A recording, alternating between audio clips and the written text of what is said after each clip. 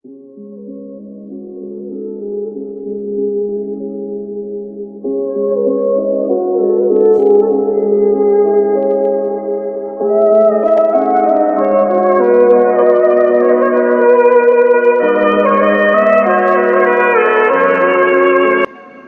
মানুষের পাশে দাঁড়াবো এটাই স্বাভাবিক। আর আমি একজন মুসলিম হয়ে ফিলিস্তিনের মুসলিম মানুষের পাশে দাঁড়াবো না, তাদের এই বিপদের দিনে তাদেরকে আমি উপকার করব না, এটা তো হয় না।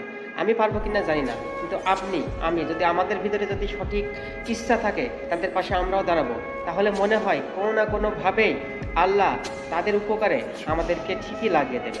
সো সবার আগে মনে প্রাণে আমাদের ভিতরে আত্মবিশ্বাস আনতে হবে যে ফিলিস্তিন যে কোনো বিপদে, কোনো সমস্যায় যে কোনোভাবে আমরা চাইলেই তাদের পাশে দাঁড়াতে পারবো এবং আমরা রাজি।